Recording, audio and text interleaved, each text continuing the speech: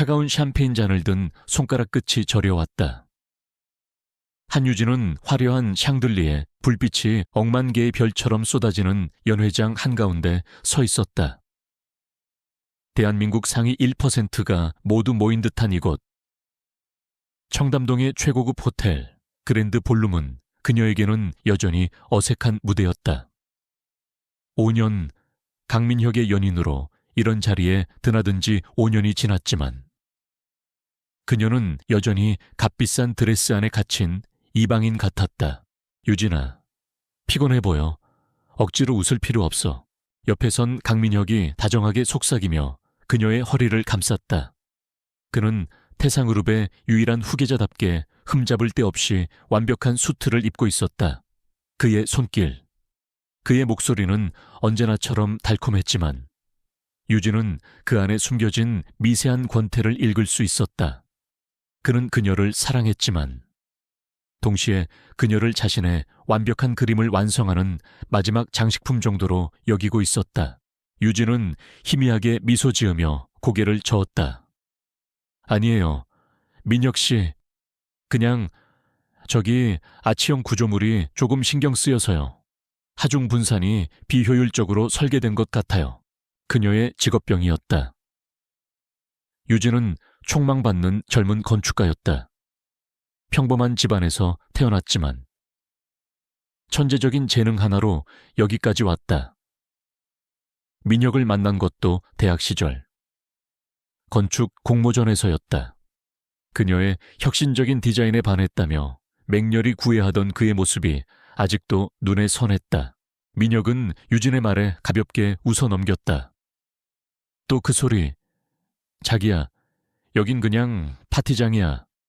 도면 분석은 회사에 가서 해. 오늘은 그냥 내 옆에서 예쁘게 웃어주기만 하면 돼. 그 말에 유진의 미소가 살짝 굳었다. 그는 언제나 이런 식이었다. 그녀의 재능을 칭찬하면서도 결코 그것을 진지하게 존중해주지는 않았다. 그의 세상에서 그녀의 역할은 재능 있는 건축가 한유진이 아니라 강민혁의 아름다운 연인일 뿐이었다. 잠시 후에 중요한 발표가 있을 거야. 모두가 놀랄 만한 일이지. 민혁이 은밀하게 속삭이며 그녀의 뺨에 입을 맞췄다. 유진의 심장이 기대감으로 두근거렸다. 어쩌면 오늘이 그날일지도 모른다. 5년간의 연애. 이제는 그 결실을 맺을 때가 되지 않았을까. 주변의 친구들도 모두 결혼 이야기를 꺼내고 있었다. 연회장의 모든 조명이 중앙무대로 집중되었다. 사회자의 소개와 함께 강민혁이 자신감 넘치는 걸음으로 무대에 올랐다. 유진은 다른 사람들과 함께 박수를 치며 그를 바라보았다. 심장이 터질 것처럼 뛰었다. 그녀를 향한 프로포즈일까, 이 화려한 자리에서. 모두의 축복 속에서 상상만으로도 뺨이 붉어졌다. 마이크를 잡은 민혁이 좌중을 둘러보며 만족스러운 미소를 지었다. 그의 시선이 잠시 유진에게 머물렀다. 그 눈빛은 다정했지만 어딘지 모르게 차가웠다. 귀한 시간을 내어 이 자리에 와주신 모든 분께 감사드립니다. 오늘 저는 제 인생과 저희 태상그룹의 미래에 있어 아주 중요한 발표를 하고자 합니다. 장내의 조용한 술렁임이 일었다. 유진은 마른 입술을 축였다. 민혁의 목소리가 연회장에 울려 퍼졌다.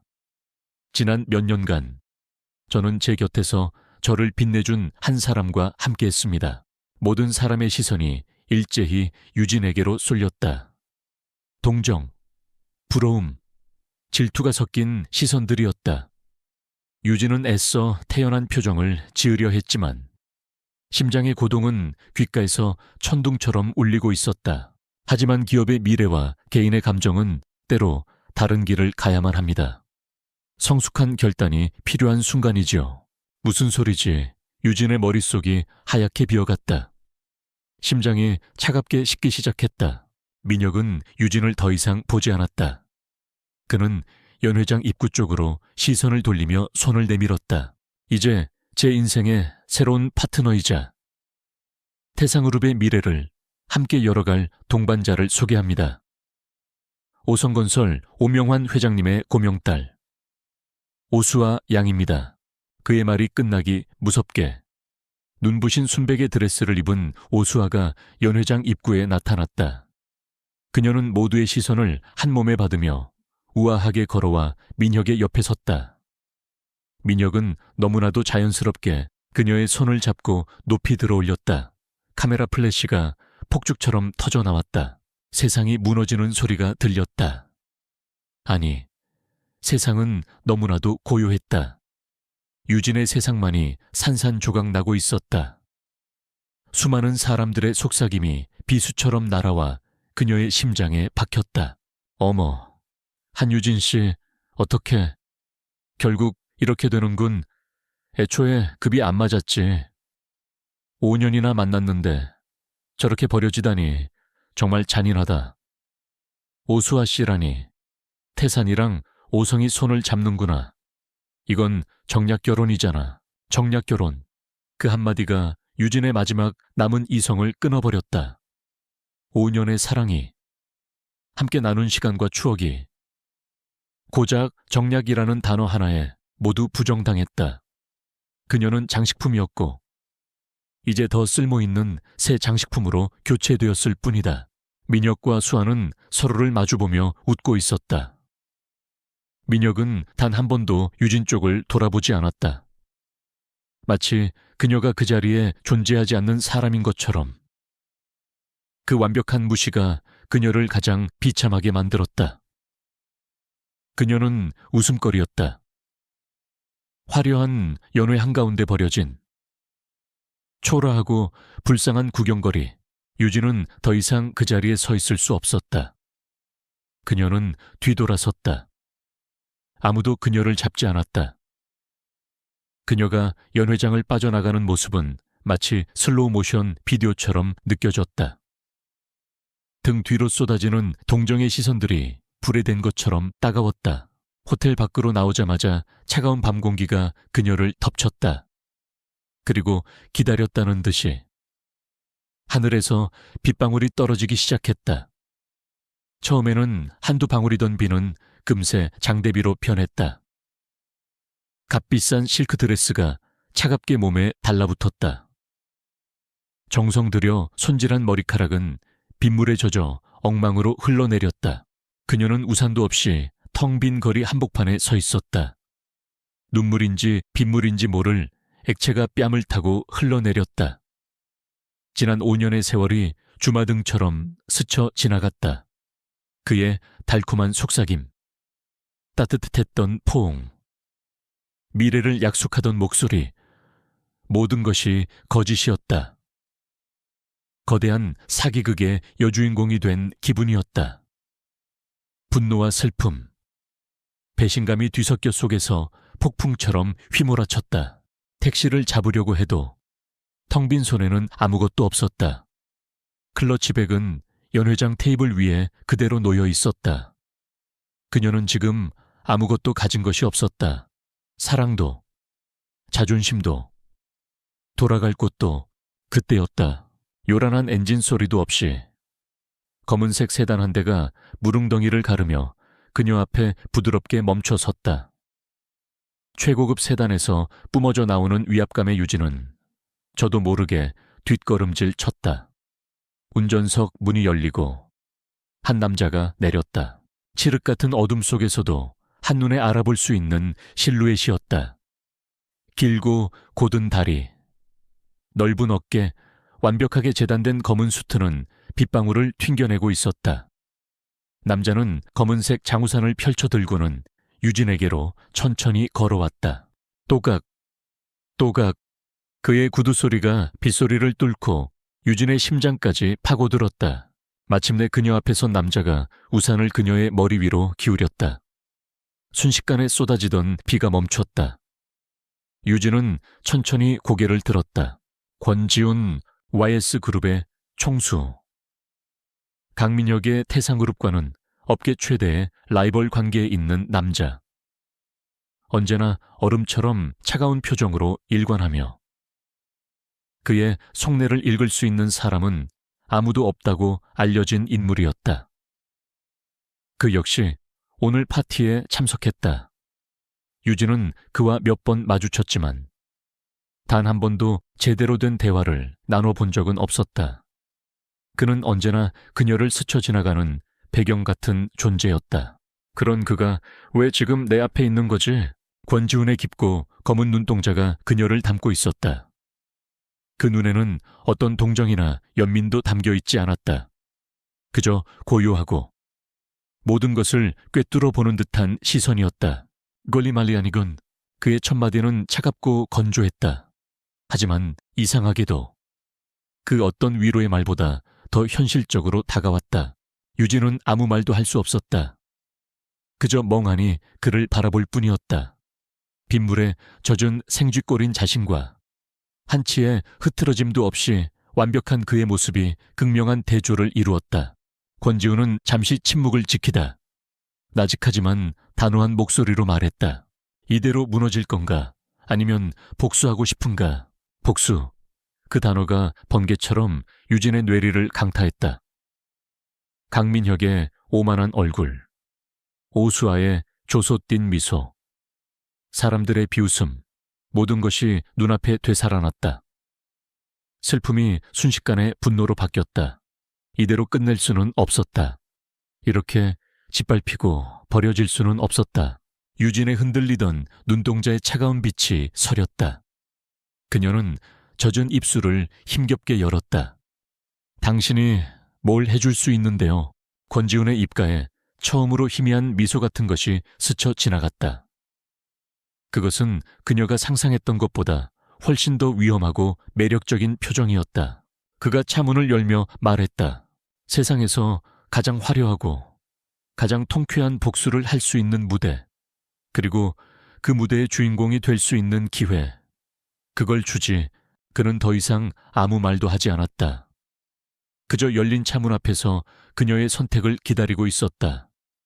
차 안에 아늑한 어둠과 차 밖에 차가운 폭풍우. 그것은 그녀의 현재와 그가 제시하는 미래의 경계선처럼 보였다. 한유진은 자신을 비참하게 만든 그 연회장 건물을 돌아보았다. 그리고 다시 권지훈을 바라보았다. 그의 검은 눈동자 속에서 그녀는 자신의 무너진 자존심을 일으켜 세울 수 있는 단 하나의 동아줄을 보았다. 그녀는 망설이지 않았다. 차갑게 식은 몸을 이끌고 그가 열어준 차 안으로 들어섰다. 문이 닫히자 빗소리가 아득하게 멀어졌다. 마치 다른 세상으로 들어온 것 같았다. 차가 멈춘 곳은 한남동의 가장 깊숙하고 은밀한 곳에 위치한 최고급 레지던스 더 힐의 지하 주차장이었다. 철저한 보안 시스템을 통과하는 동안 한유진은 단 한마디도 하지 않았다. 차 안은 외부의 폭풍우가 거짓말처럼 느껴질 정도로 고요했다. 최고급 가죽 시트에 냉기와 은은한 나무 향이 비에 젖은 그녀의 초라함을 더욱 부각시키는 듯했다. 그녀는 축축한 드레스가 값비싼 시트를 망가뜨릴까봐 저도 모르게 몸을 움츠렸다. 그 미세한 움직임을 알아차린 것일까? 권지훈이 콘솔 박스에서 부드러운 담요를 꺼내 그녀의 무릎 위로 던져주었다. 어떤 말도, 어떤 시선도 없이 행해진 무심한 배려였다. 그 행동이 오히려 그의 의도를 더욱 알 수 없게 만들었다. 엘리베이터는 오직 하나의 버튼만을 가지고 있었다. 펜트하우스 문이 열리자 유진은 숨을 멈췄다. 눈앞에 펼쳐진 것은 집이 아니라 서울의 야경을 통째로 집어삼킨 거대한 유리 상자였다. 세면을 둘러싼 통유리창 너머로 빗줄기에 젖은 도시의 불빛들이 보석처럼 반짝였다. 미니멀리즘의 극치를 보여주는 인테리어는 차가운 모노톤으로 통일되어 있었고 군데군데 놓인 거대한 현대 미술 작품들이 공간의 무게감을 더했다. 강민혁과 함께 살던 아늑하고 따뜻한 아파트와는 모든 것이 정반대였다. 이곳은 한 인간의 거주지라기보다는 압도적인 권력과 고독을 전시하는 갤러리 같았다. 찍고 옷부터 갈아입어. 권지훈이 복도 끝에 있는 문을 가리켰다. 그의 목소리에는 어떤 감정도 실려 있지 않았다. 유진은 홀린 듯이 그가 가리킨 곳으로 걸어갔다. 문을 열자 그녀의 작은 원룸만 한 크기의 욕실이 나타났다. 바닥부터 천장까지 이어진 회색 대리석. 물기 하나 없이 정돈된 세면대. 그녀는 거울 앞에 섰다. 엉망으로 번진 마스카라. 빗물에 젖어 축 늘어진 머리카락. 절망과 분노가 뒤섞인 낯선 얼굴. 강민혁의 옆에서 웃고 있던 여자는 더 이상 그곳에 없었다. 욕실에서 나오자 소파 위에는 하얀 실크 가운과 새 속옷, 그리고 기초 화장품이 놓여 있었다. 그 세심함에 유진은 잠시 혼란스러웠다. 이 남자는 대체 누구일까? 그녀가 가운으로 갈아입고 거실로 나갔을 때 권지훈은 이미 그녀를 기다리고 있었다. 그는 여전히 흠잡을 데 없는 수트 차림이었다. 그의 앞에는 따뜻한 김이 피어오르는 찻잔 2개와 얇은 서류철 하나가 놓여 있었다. 앉아. 그는 거대한 통유리창을 등지고 앉아 있었다. 도시의 야경이 그의 실루엣을 따라 후광처럼 번졌다. 유진은 그와 마주보는 자리에 조심스럽게 앉았다. 차 마셔. 몸을 녹이는데 좋을 거야. 그가 내민 찻잔에서는 은은한 캐모마일 향이 났다. 유진은 말없이 찻잔을 들어 한 모금 마셨다. 따뜻한 기운이 온몸으로 퍼지며 굳어있던 몸이 조금 풀리는 듯했다. 권지훈은 서론 없이 바로 본론으로 들어갔다. 내 제안에 대해 설명하지. 그는 앞에 놓인 서류철을 그녀 쪽으로 밀었다. 결혼 계약서야.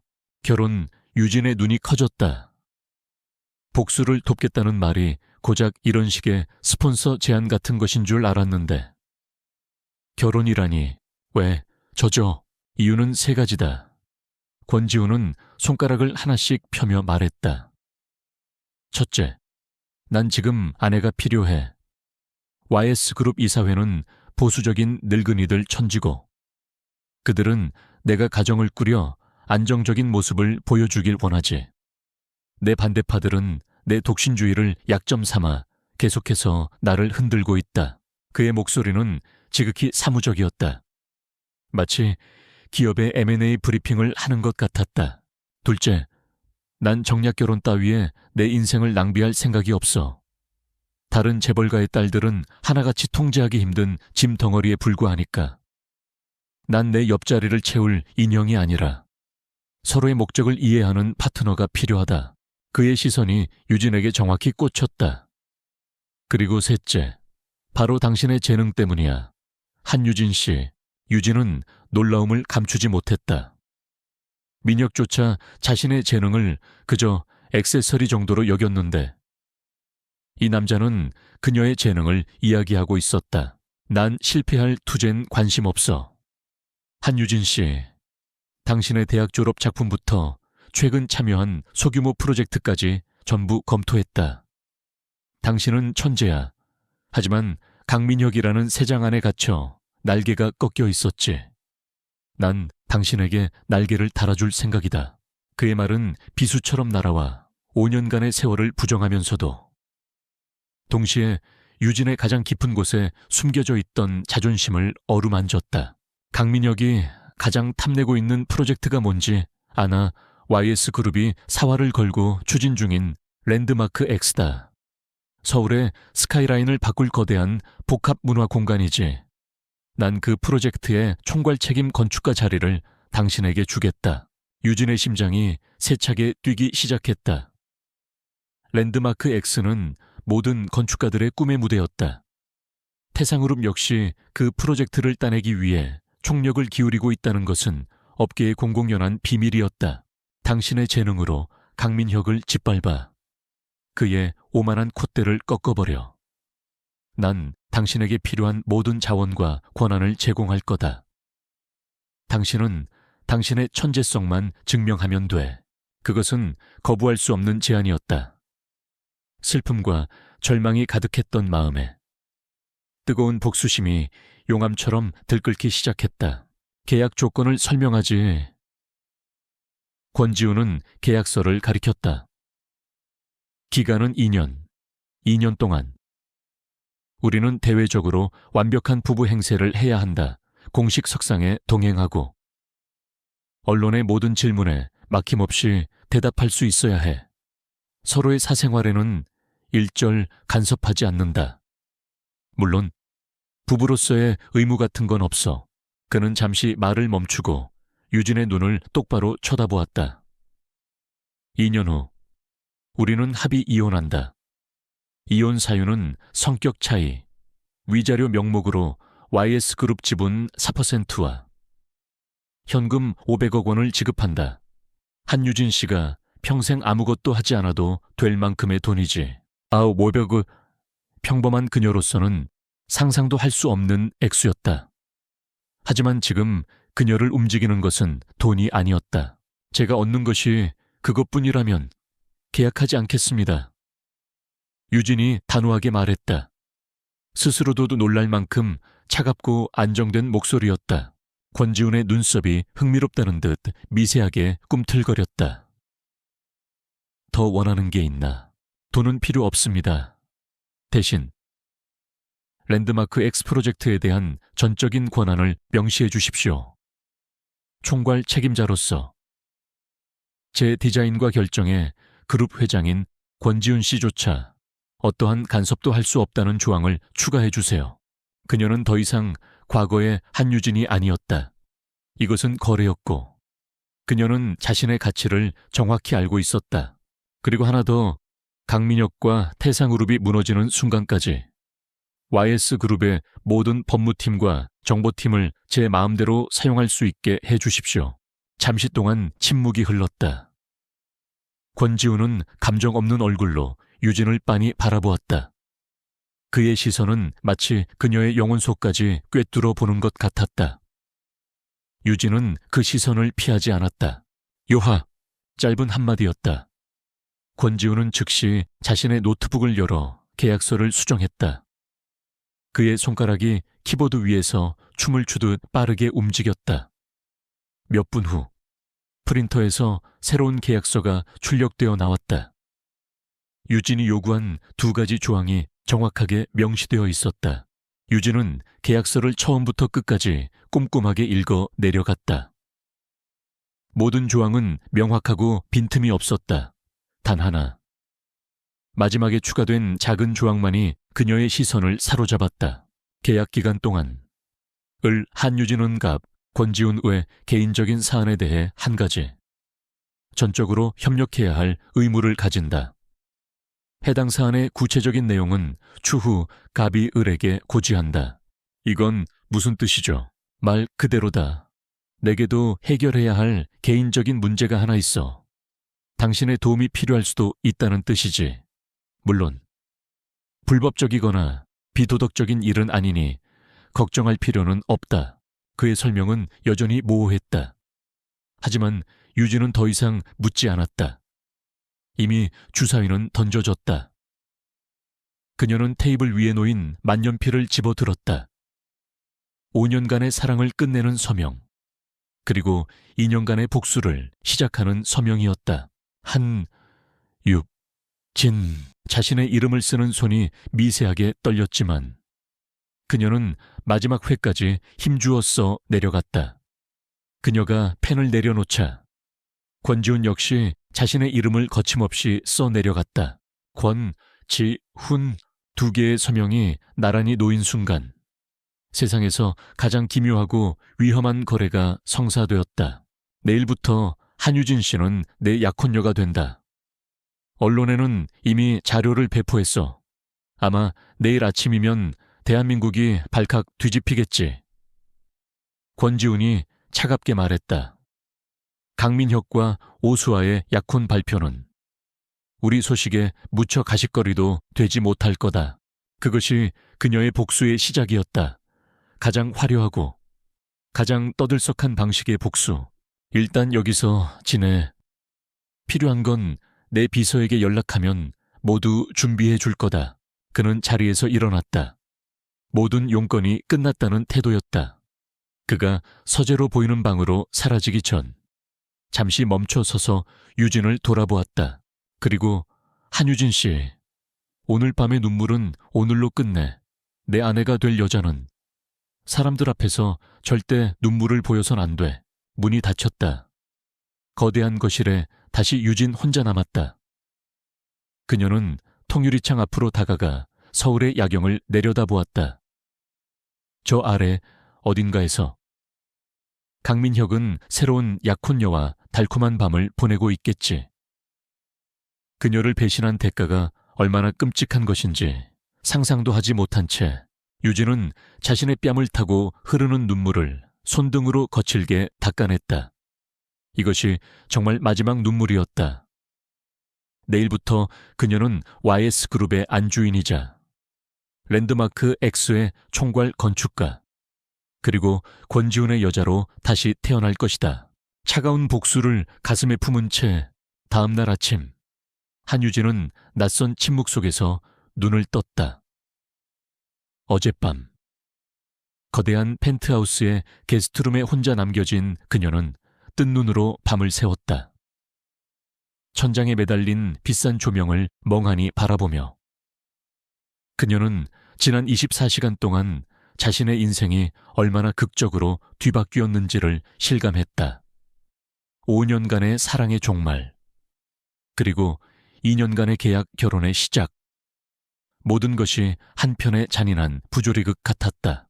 그녀가 거실로 나갔을 때 권지훈은 이미 운동복 차림으로 홈 트레이닝을 마치고 있었다. 땀에 젖은 그의 모습은 흐트러지기보다 오히려 날카로운 조각상처럼 보였다. 리오나스나, 그는 물을 마시며 무심하게 말했다. 어젯밤과 마찬가지로 그의 목소리에는 어떤 감정도 담겨있지 않았다. 그때 현관문이 조용히 열리고 한 여자가 들어왔다. 칼같이 재단된 검은색 정장 차림의 김민서 비서였다. 그녀는 유진에게 가볍게 목례를 하고는 들고 온 여러 개의 쇼핑백과 서류 가방을 테이블 위에 내려놓았다. 한유진 씨, 오늘부터 입으실 옷과 필요한 물품들입니다. 사이즈는 회장님께서 알려주신 대로 준비했습니다. 그녀의 목소리는 한치의 오차도 없는 기계처럼 정확했다. 그리고 이것은 새로 개통한 휴대폰과 태블릿입니다. 공식 일정과 필요한 모든 정보는 동기화해 두었습니다. 권지훈이 알려준 사이즈. 유진은 순간 자신도 모르게 그를 쳐다보았다. 그는 어떻게 내 사이즈를 알고 있는 거지? 하지만 권지훈은 그녀의 시선을 모른 척하며 말했다. 김 비서, 오늘 아침 뉴스 헤드라인은 예상대로입니다. 회장님, 김 비서가 태블릿을 켰다. 화면에는 대한민국 모든 언론사에 한면 기사가 떠 있었다. 속보, YS그룹 권지훈 회장. 무명의 건축가와 깜짝 약혼 발표, 단독 재계의 황태자 권지훈. 그의 마음을 사로잡은 신데렐라는 누구, 이슈 분석, 태상그룹 오성건설의 약혼, YS그룹의 파격 발표에 묻히다. 마지막 헤드라인이 유진의 눈에 박혔다. 권지훈의 의도대로였다. 강민혁과 오수아의 약혼은 하룻밤 만에 세간의 관심에서 멀어져 가십거리로 전락했다. 통쾌함, 배신감의 상처 위로 차가운 복수의 연고가 발라지는 기분이었다. 저녁엔 본계 가야 해. 운동을 마친 권지훈이 샤워실로 향하며 말했다. 실수하지 마. 그것은 명령이었다. 유진은 대답 대신 입술을 깨물었다. 이제 그녀의 인생은 거대한 연극 무대였고 그녀는 단 한순간도 긴장을 늦출 수 없는 주연 배우였다. 그날 저녁 유진은 권지훈과 함께 성북동에 위치한 권씨 일가에 본계에 도착했다. 현대적인 펜트하우스와 달리 이곳은 수백 년 된 소나무에 둘러싸인 고풍스러운 한옥이었다. 하지만 잘 가꿔진 정원과 고요한 연못에서 느껴지는 것은 평화로움이 아니라 철저하게 계산된 위압감이었다. 식사가 차려진 대청마루에는 이미 권씨 일가의 주요 인물들이 모두 모여 있었다. YS그룹의 창업주의자 살아있는 전설인 권태산 명예회장, 권지훈의 고모이자 YS재단을 운영하는 권혜정 이사장, 그리고 YS건설의 전무이사이자 권지훈의 사촌인 권성준. 내가 지훈이가 말한 그 아가씨냐. 상석에 앉은 권태산 명예회장이 날카로운 눈으로 유진을 위아래로 훑었다. 그의 시선은 마치 그녀의 가치를 저울질하는 것 같았다. 유진은 권지훈에게 배운 대로 허리를 깊이 숙였다. 처음 뵙겠습니다. 한유진이라고 합니다. 집안은 뭘 하고? 부모님은 어떤 분들이신가? 권혜정 이사장이 와인잔을 우아하게 돌리며 물었다. 질문의 형태를 띤 취조였다. 아버지는 작은 인테리어 가게를 운영하시고 어머니는 주부이십니다. 평범한 가정입니다. 어머, 평범해라. 권혜정의 입가에 비웃음이 스쳤다. 우리 지훈이가 사람 보는 눈이 독특한 건 알았지만 이 정도일 줄은 몰랐네. 고모님, 권지훈이 낮은 목소리로 경고했다. 제 사람입니다. 그의 한마디에 대청마루의 공기가 차갑게 얼어붙었다. 권씨 일가 누구도 권지훈의 심기를 거스르려 하지 않았다. 하지만 그들은 포기하지 않고 다른 방식으로 그녀를 시험했다. 한유진 씨라고 했죠. 건축가라고 들었는데. 사촌인 권성준이 비꼬는 투로 말했다. 우리 YS건설에도 실력 있는 건축가들이 많습니다. 여자 건축가로서 그 틈에서 살아남기가 쉽지 않을 텐데. 내쓸 만한 포트폴리오라도 있습니까? 그것은 명백한 무시였다. 유진의 출신과 경력을 대놓고 깎아내리려는 의도였다. 유진은 그러나 동요하지 않았다. 그녀는 오히려 희미하게 미소를 지으며 권성준을 마주보았다. 전무님 말씀처럼 아직 내세울 만한 거대한 건축물을 짓지는 못했습니다. 하지만 저는 건축이란 크기가 아니라 그 안에 담긴 철학과 사람에 대한 이해라고 생각합니다. 저는 쓸모없다고 버려진 자투리 공간에 아이들을 위한 작은 도서관을 디자인했고 예산이 부족한 노인정을 위해 최소한의 비용으로 단열과 채광을 개선하는 프로젝트를 진행했습니다. 제 포트폴리오는 화려하진 않지만 모든 프로젝트에 진심을 담았다고 자부할 수 있습니다. 그녀의 목소리는 차분했지만 힘이 있었다. 대청마루에 잠시 침묵이 흘렀다. 아무도 그녀가 그렇게 당당하게 나올 것이라고는 예상하지 못한 듯했다. 말없이 모든 것을 지켜보던 권태산 명예회장의 입에서 처음으로 나직한 한마디가 흘러나왔다. 쓸모있는 풀이냐? 독초냐는 시간이 말해주겠지. 그렇게 살얼음판 같던 저녁 식사가 끝났다. 돌아오는 차 안에서 권지훈이 처음으로 입을 열었다. 내일 오전 10시. 그룹 임원회의가 있다. YS그룹 특별 프로젝트팀 팀장으로 임명할 테니 준비해. 네. 놀랄 것 없어. 당신을 내 옆에 앉혀두는 인형으로 쓸 생각은 처음부터 없었으니까. 당신의 가치를 증명해 보여. 내 선택이 틀리지 않았다는 걸. 다음날 오전 10시. YS그룹 본사 40층 대회의실. 거대한 원목 테이블을 둘러싸고 YS그룹의 핵심 임원들이 모두 앉아 있었다. 유진은 권지훈의 바로 옆자리에 앉아 있었다. 그녀의 등장은 회의실에 미묘한 파장을 일으켰다. 수군거림과 노골적인 호기심, 그리고 경계심이 뒤섞인 시선들이 그녀에게 쏟아졌다. 회의의 주요 안건들이 논의된 후 권지훈이 자리에서 일어나 폭탄 선언을 했다. 오늘부로 한유진 씨를 그룹 직속 특별 프로젝트팀 팀장으로 임명합니다. 회의실이 술렁이기 시작했다. 권지훈의 가장 강력한 경쟁자이자 사촌 권성준의 아버지인 권영철 부회장이 대놓고 불만을 터뜨렸다. 회장님, 이건 명백한 낙하산 인사 아닙니까? 그룹의 명운이 걸린 프로젝트들을. 검증되지 않은 외부인. 그것도 회장님의 약혼녀에게 맡기겠다니요. 직원들의 사기가 떨어질 겁니다. 검증은 지금부터 하면 되겠군요. 권지훈은 눈 하나 깜짝하지 않고 받아쳤다. 한유진 팀장의 능력을 시험해 볼 만한 프로젝트가 있습니까? 권 부회장, 권영철 부회장의 입가에 교활한 미소가 번졌다. 마침 아주 좋은 프로젝트가 있습니다.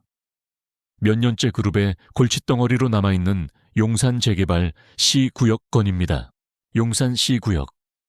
그 이름이 나오자 다른 임원들의 얼굴에도 난처한 기색이 떠올랐다. 그곳은 업계에서 저주받은 땅으로 불리는 곳이었다. 복잡하게 얽힌 소유권 문제, 극렬한 주민 반대, 까다로운 건축 규제. 지난 5년간 국내 최고의 건축 설계 회사 3곳이 달려들었다가 모두 두 손 들고 포기한 프로젝트였다. 권영철은 의도적으로 모두에게 들으라는 듯 큰 소리로 말했다. 물론 워낙 어려운 프로젝트라 신임 팀장님께는 버거울 수도 있겠습니다. 이건 실패해도 누구도 탓하지 않을 겁니다. 경험 삼아 한번 맡아보시겠습니까? 그것은 관대함을 가장한 완벽한 함정이었다. 수락하면 실패의 책임을 뒤집어쓰고 망신을 당할 것이고, 거절하면 능력 없는 낙하산님을 스스로 인정하는 꼴이 되는, 그리고 그 순간 회의실 한쪽 구석에 앉아있던 한 남자의 얼굴에 만족스러운 미소가 떠올랐다.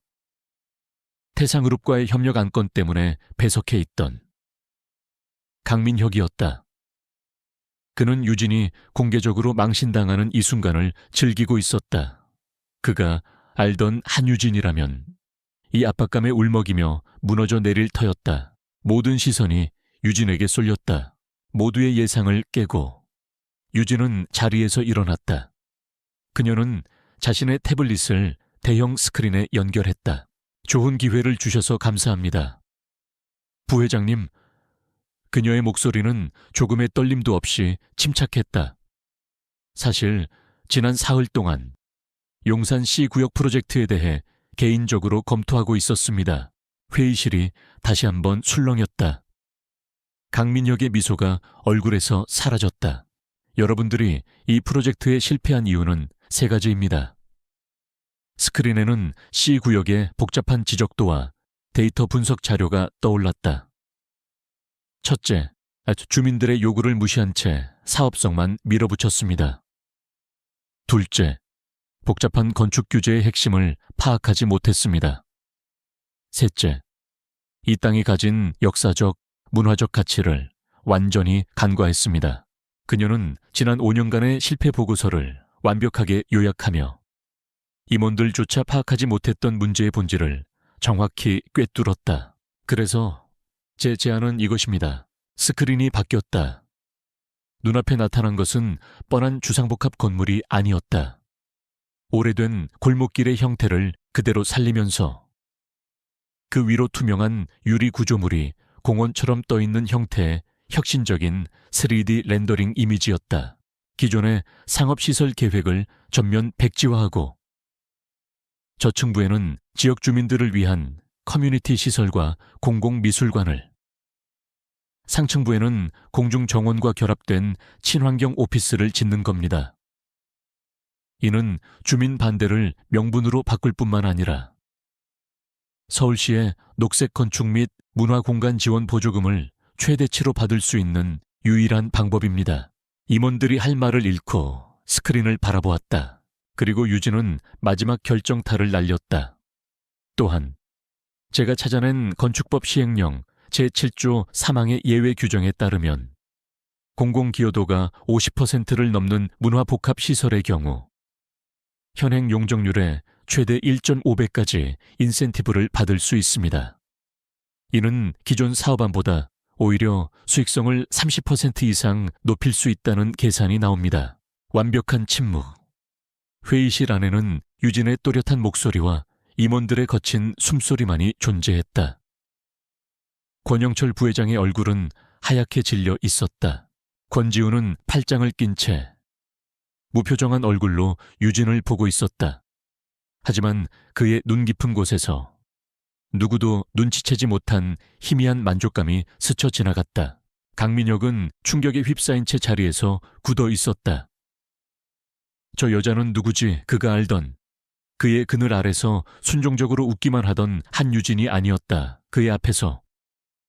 대한민국 최고의 기업가들을 상대로 자신의 비전을 설파하는 저 사람은 그가 한 번도 본 적 없는 낯선 여자였다. 그는 자신이 무엇을 버렸는지 그제야 어렴풋이 깨닫기 시작했다. 그는 그녀를 끔찍하게 과소평가했다. 회의가 끝난 후 권지우는 유진에게 공식적으로 프로젝트를 승인했다. 복도를 걸어 나오며 그가 처음으로 칭찬처럼 들리는 말을 건넸다. 나쁘지 않았어. 유진은 YS그룹의 거대한 유리창에 비친 자신의 모습을 보았다. 더 이상 폭우 속에서 울고 있던 비참한 여자는 없었다. 그곳에는 차가운 투지를 불태우는 전사가 서 있었다. 첫 번째 전투는 끝났다. 그리고 그녀는 승리했다. 한유진에게 주어진 YS그룹 특별 프로젝트팀 사무실은 38층. 회장실 바로 아래층에 위치해 있었다. 그녀는 기존의 답답한 칸막이들을 모두 철거하고 전면 유리창을 향해 모든 팀원들의 책상이 활짝 열린 개방형 공간으로 인테리어를 바꿨다. 중앙에는 언제든 자유롭게 아이디어를 교환할 수 있는 거대한 아이디어 월이 설치되었다. 권위와 서열 대신 소통과 창의성이 공간을 지배하도록 만든 그녀만의 방식이었다. 팀원 선발은 더욱 파격적이었다. 그녀는 인사팀이 추천한 엘리트 코스 출신들의 이력서는 옆으로 밀어두고 YS그룹 내의 숨은 인재들을 직접 찾아 나섰다. 너무 급진적이라는 이유로 번번이 프로젝트에서 배제되었던 젊은 구조설계사 박준서, 구시대적이라며 한직으로 밀려나 있던 베테랑 조경 전문가 김영감, 그리고 대인기 피증이 있지만 대한민국 최고의 데이터 분석 능력을 가진 최유리 대리. 첫 팀 회의 날 유진은 그들 앞에 섰다. 그녀는 팀장이었지만 군림하는 대신 그들의 눈을 맞췄다. 여러분은 YS그룹의 이단아 혹은 부적응자라고 불렸을지도 모릅니다. 하지만 제 눈에 여러분은 누구보다 뛰어난 전문가들입니다. 그녀는 용산 C구역에 대한 자신의 비전을 설명했다. 하지만 일방적인 지시가 아니었다.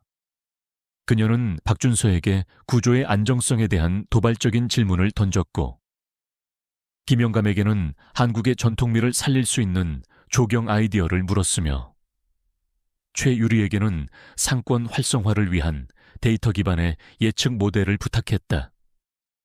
그들 중 한 명, 외견상으로는 열정적으로 보이는 이진수 과장도 있었다. 그는 다른 임원들처럼 유진의 파격적인 행보에 의문을 표하면서도 결국 그녀의 논리에 수긍하는 척했다. 회의가 끝났을 때 팀의 분위기는 완전히 달라져 있었다. 무시당하고 잊혀졌던 그들의 눈에 아주 오랜만에 전문가로서의 자부심과 열정이 되살아나고 있었다. 그들은 한유진이라는 지휘자를 만나 비로소 하나의 완벽한 오케스트라가 될 준비를 마친 것이다. 한편 태상그룹 회장실에서는 살얼음판 같은 냉기가 흘렀다. 네가 한유진이라는 그 계집 하나 제대로 처리하지 못해서 지금 이게 다 무슨 꼴이냐. 강만호 회장이 재떨이를 집어던지며 아들 강민혁에게 고함을 질렀다. 오성건설과의 약혼은 YS그룹의 약혼 발표에 묻혀 세간의 조롱거리로 전락했고 주가는 연일 하락세였다. 강 회장에게 한유진은 이제 버려진 전 여자친구가 아니라 아들의 무능함을 증명하고 그룹의 명예에 흠집을 낸 원수였다. YS가 용산 프로젝트를 성공시키면 태산의 입지는 더욱 좁아진다. 무슨 수를 써서라도 그 프로젝트를 막아 네가 저지른 실수는 내 손으로 직접 치워. 아버지의 질책에 강민혁의 얼굴이 굴욕감으로 일그러졌다. 그는 이를 갈았다. 한유진, 감히 나를 배신하고 권지훈에게 붙어 내가 어떤 사람인지, 나를 적으로 돌리면 어떻게 되는지 뼈저리게 느끼게 해주겠어. 그의 오만함은 이제 뒤틀린 복수심으로 변질되어 있었다. 민혁의 첫 번째 방해 공작은 교활하고 치명적이었다. 유진의 디자인에서 가장 핵심적인 요소는 건물 전면을 감싸는 고강도 반투명 에코 글라스였다. 미적인 아름다움뿐만 아니라 태양광 발전과 자연 채광을 극대화하는 친환경 기술의 집약체였다. 문제는 그 유리를 생산하는 곳이 독일의 한 전문 업체뿐이라는 것이었다. 강민혁은 태상그룹의 막대한 자금력을 이용해 해당 업체와 아시아 지역 독점 공급 계약을 맺어버렸다. 향후 1년간 생산되는 모든 물량을 태상그룹이 선점한 것이다. 프로젝트의 핵심 자재 공급이 원천적으로 차단된 셈이었다. 소식이 전해지자 특별 프로젝트 팀은 발칵 뒤집혔다. 팀장님, 이걸로 끝입니다. 에코글라스 없이는 이 디자인은 구현 자체가 불가능합니다. 박준서가 절망적인 목소리로 외쳤다. 당장 설계를 변경하지 않으면 프로젝트는 시작도 하기 전에 좌초될 위기였다. 팀원들이 동요하는 가운데 이진수 과장이 은근슬쩍 부정적인 의견을 흘렸다. 애초에 너무 위험 부담이 큰 설계였습니다. 지금이라도 현실적인 대안을 찾아봐야. 하지만 유진은 침착했다. 그녀의 눈은 패닉에 빠진 팀원들을 지나 회의실 벽에 걸린 거대한 설계도를 향해 있었다. 위기는 때로 기회가 되기도 하죠. 그녀는 조용히 말했다. 그날 밤 사무실의 불은 꺼지지 않았다. 유진은 팀원들과 함께 밤을 새우며 대안을 모색했다. 그녀는 박준서에게 물었다. 박준서 씨, 우리가 원하는 건 독일제 유리인가요? 아니면 유리보다 가볍고 강철보다 강하며 빛을 투과시키는 신소재인가요? 그 질문이 박준서의 머릿속에 잠자고 있던 창의력을 깨웠다. 그는 며칠 밤낮으로 연구에 매달렸고 마침내 해답을 찾아냈다. 그것은 국내의 한 작은 스타트업이 개발했지만 아직 상용화되지 않은 탄소 나노 섬유 강화 패널이었다. 이론상으로는 에코글라스보다 모든 면에서 뛰어났지만 안전성 인증 절차가 너무 까다로워 사장될 위기에 처한 기술이었다. 강민혁의 두 번째 공격은 더욱 비열했다. 그는 팀 내부에 심어둔 스파이, 이진수 과장을 통해 팀이 새로운 소재를 검토하고 있다는 정보를 입수했다. 그리고 이를 역이용해 YS그룹 내부에 악성 루머를 퍼뜨리기 시작했다. 한유진 팀장이 검증되지 않은 위험한 자재로 무리하게 프로젝트를 강행하려 한다. 그녀의 비현실적인 디자인 때문에 프로젝트 전체가 위험에 빠졌다는 식이었다. 권영철 부회장은 이 루머를 빌미로 연일 이사회에서 유진을 공격했다. 내부의 적이 외부의 적보다 더 무서웠다. 팀원들은 불안해했고 다른 부서의 협조는 눈에 띄게 줄어들었다. 유진은 완벽하게 고립되고 있었다. 유진은 그러나 무너지지 않았다. 그녀는 정면 돌파를 선택했다. 그녀는 먼저 탄소나노 섬유 패널에 대한 완벽한 데이터 리포트를 작성했다. 수백 페이지에 달하는 구조 안정성 시뮬레이션 결과와 해외 인증 사례, 그리고 기대 효과 분석까지. 그런 다음 그녀는 권지훈을 찾아갔다. 도와달라고 온 죄 아닙니다. 그녀는 권지훈의 책상 위에 리포트를 내려놓았다. 보고하러 왔습니다. 저는 이 신소재로 용산 프로젝트를 성공시킬 자신이 있습니다. 그리고 이것은 단순히 YS그룹의 성공이 아니라 대한민국 건축기술의 새로운 가능성을 여는 일이 될 겁니다. 그녀는 도움을 구걸하지 않았다. 대신 자신의 계획에 대한 확신과 비전을 보여주었다. 권지훈은 말없이 리포트를 넘겨보았다. 그의 무표정한 얼굴 뒤로 어떤 생각이 스쳐 지나가는지 알 수 없었다. 다음 날 국토교통부에서 YS그룹으로 연락이 왔다. 차세대 친환경 건축 자재기술 지원 사업의 시범 케이스로 용산시 구역 프로젝트를 선정했으니 신소재 인증 절차를 패스트 트랙으로 진행하겠다는 내용이었다. 권지훈이 직접 움직인 것이었다. 하지만 그는 장관에게 압력을 넣는 저급한 방식을 쓰지 않았다. 그는 단지 이 프로젝트가 가진 공공의 가치와 국익에 대한 가능성을 설명했을 뿐이었다. 강민혁이 돈과 권력으로 길을 막았다면 권지우는 더 높은 차원의 명분과 논리로 길을 열어버린 것이다. 가장 큰 문제가 해결되자 유진은 즉시 내부의 적을 향해 칼을 겨눴다. 그녀는 권영철 부회장을 포함한 모든 임원들과 외부의 건축구조기술 전문가들까지 초빙하여 용산 C구역기술 검토 공개 설명회를 개최했다. 설명회장에서 유진은 자신을 둘러싼 모든 루머들을 정면으로 반박했다. 그녀는 박준서와 함께 탄소나노 섬유 패널의 안정성을 완벽하게 증명하는 시뮬레이션 결과를 스크린에 띄웠다. 외부 전문가들조차 그녀 팀의 철저한 데이터 분석과 혁신적인 대안에 감탄을 금치 못했다. 설명회 말미에 유진은 의미심장한 미소를 지으며 이진수 과장을 바라보았다. 특히 이 모든 데이터를 정리하고 외부 공격에 대비한 보안 시나리오까지 완벽하게 준비해준 우리 팀의 이진수 과장님께 특별한 감사를 전합니다. 카메라 플래시가 터지고 모든 임원들의 박수가 쏟아지는 가운데 이진수의 얼굴은 하얗게 질려 있었다. 유진의 말은 칭찬이었지만 그에게는 섬뜩한 경고로 들렸다. 네가 한 짓을 모두 알고 있다는.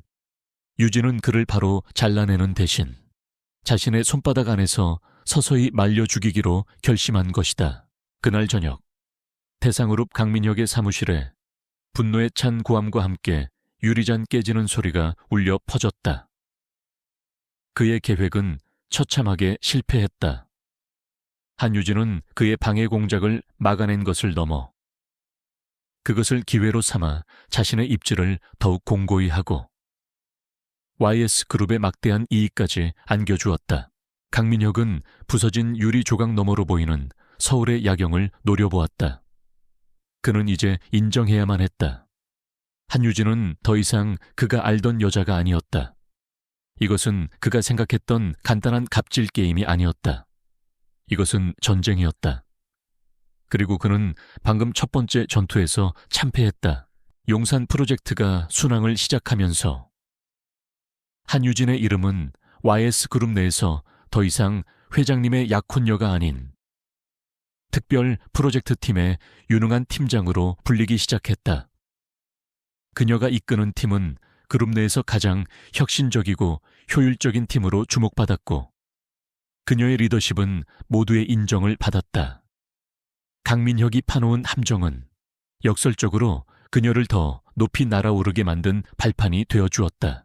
계약에 따라 유진은 권지훈과 함께 수많은 공식 석상에 모습을 드러냈다. 처음에는 어색하기만 했던 그의 팔짱을 끼는 것도 카메라 앞에서 다정한 미소를 짓는 것도 이제는 제법 익숙해졌다. 그녀는 더 이상 화려한 파티의 이방인이 아니었다. 권지훈의 파트너로서 그녀는 재계 인사들과 당당하게 명함을 교환하고 건축에 대한 자신의 비전을 이야기했다. 변화는 공식적인 자리에서만 일어난 것이 아니었다. 계약으로 시작된 그들의 관계에 어느새부턴가 설명하기 힘든 미묘한 기류가 흐르기 시작했다. 권지훈은 여전히 말이 없었고 무뚝뚝했다. 하지만 그의 행동 속에 아주 작은 변화들이 나타나고 있었다. 야근을 하고 펜트하우스로 돌아온 어느 날 밤, 유진은 자신도 모르게 설계도 위에서 잠이 들었다. 희미한 온기에 눈을 떴을 때 그녀의 어깨에는 캐시미어, 담요가 덮여 있었고 테이블 위에는 따뜻한 우유 한 잔이 놓여 있었다. 그녀가 일에 집중하느라 끼니를 거르는 것을 알아차린 후부터 저녁 시간이 되면 펜트하우스의 주방에서는 늘 간단하지만 정갈한 한식이 준비되었다. 두 사람은 거대한 식탁의 양끝에 마주 앉아 말없이 식사를 했다. 각자의 노트북을 들여다보며 일을 할 때가 더 많았지만 그 침묵은 더 이상 어색하지 않았다. 그것은 서로의 영역을 존중하는 어른들의 편안함에 가까웠다. 하루는 유진이 밤늦게까지 새로운 구조 모델의 결함을 찾지 못해 머리를 뜯고 있었다. 거실을 지나던 권지훈이 무심하게 그녀의 모니터를 흘깃 보더니 툭 한마디를 던졌다. 기초 하중 계산에 변수가 하나 빠졌군. 집안의 미세, 진동을 고려하지 않았어. 그 한마디에 유진의 머릿속이 번쩍 뜨이는 것 같았다. 그가 어떻게 건축 구조의 핵심을 이토록 정확히 꿰뚫어 볼 수 있는지 놀라웠지만 그보다 더 놀라운 것은 그가 자신의 일에 진심으로 관심을 보였다는 사실이었다. 강민혁은 언제나 그녀의 일을 여자들의 소일거리 정도로 취급했었다. 이런 사소한 순간들이 쌓이면서 유진의 마음속에 단단하게 쌓아 올렸던 벽이 조금씩 허물어지고 있었다.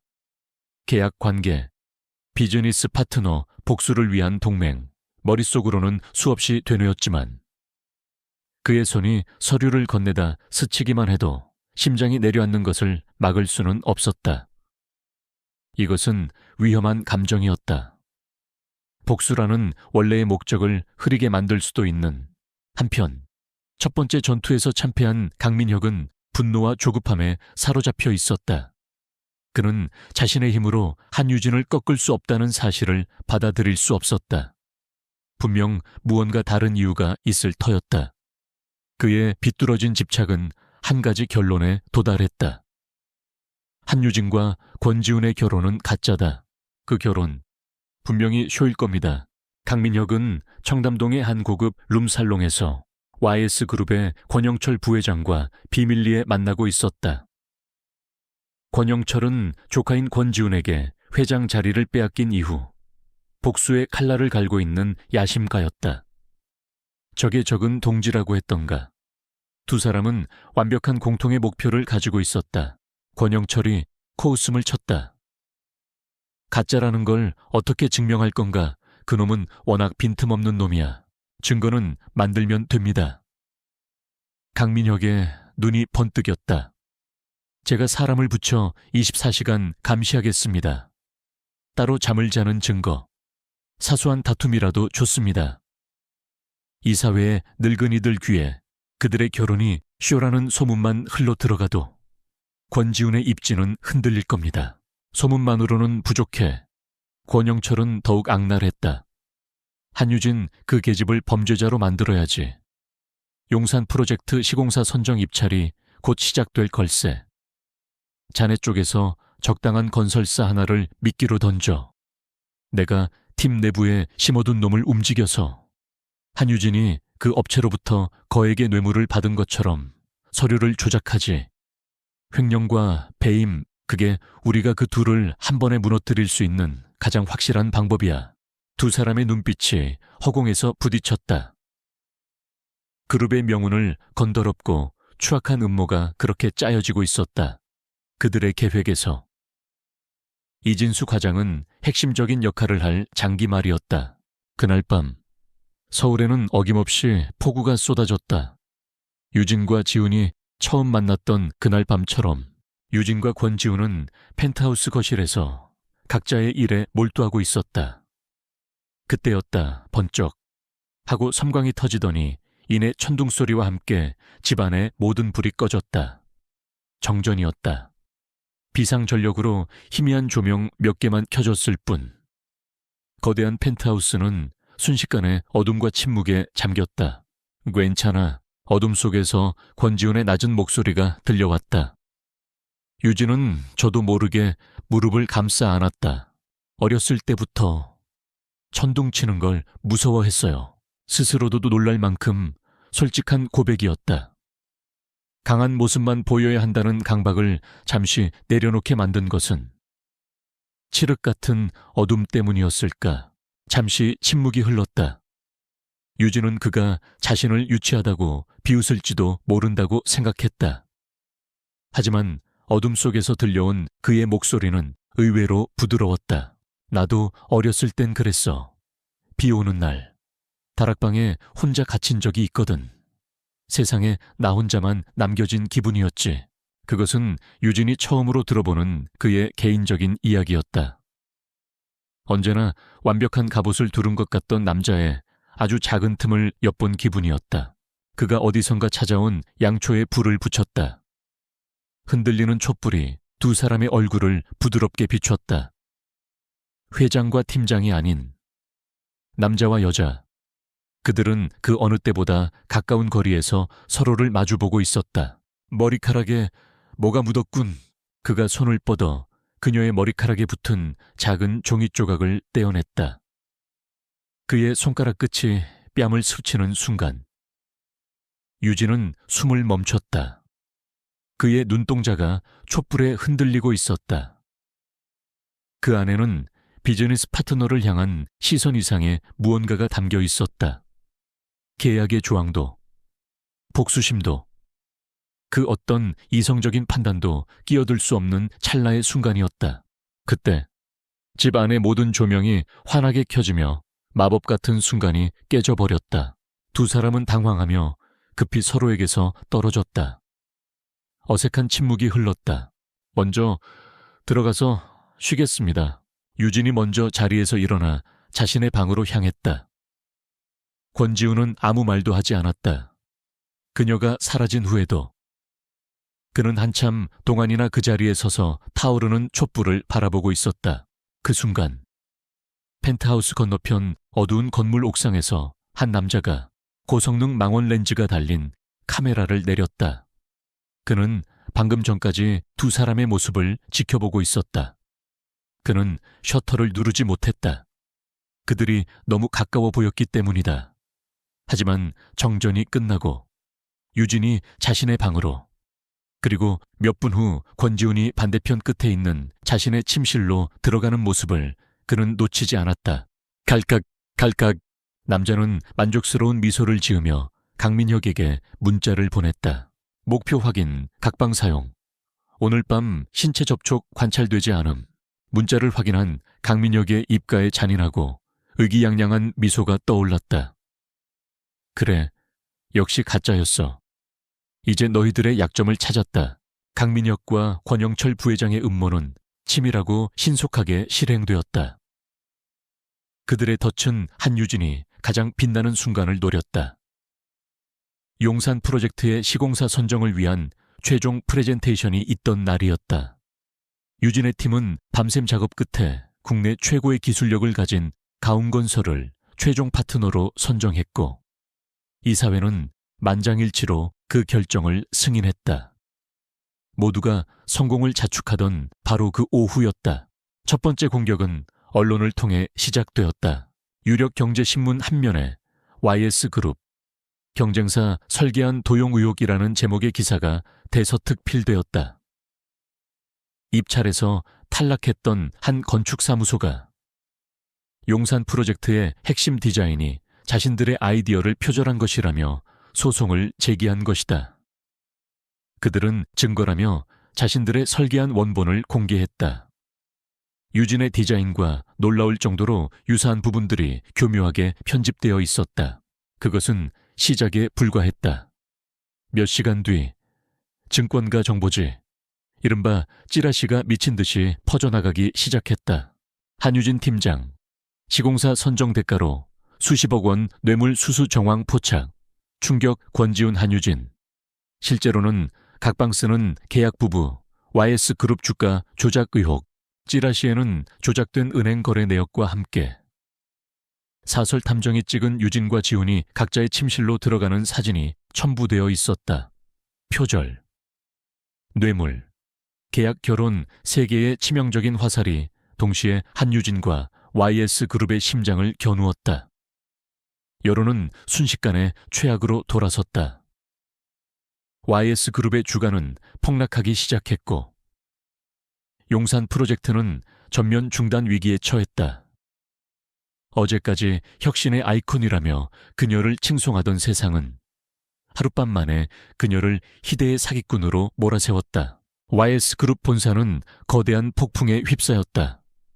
권영철 부회장은 즉시 긴급 이사회를 소집했다. 이게 다 무슨 꼴입니까? 회장님의 독단적인 인사 결정이 그룹 전체를 나락으로 떨어뜨렸습니다. 권영철은 준비해온 자료들을 테이블 위로 집어던지며 고함을 질렀다. 그의 옆에서 다른 임원들도 동조하며 권지훈과 한유진을 쏘아붙였다.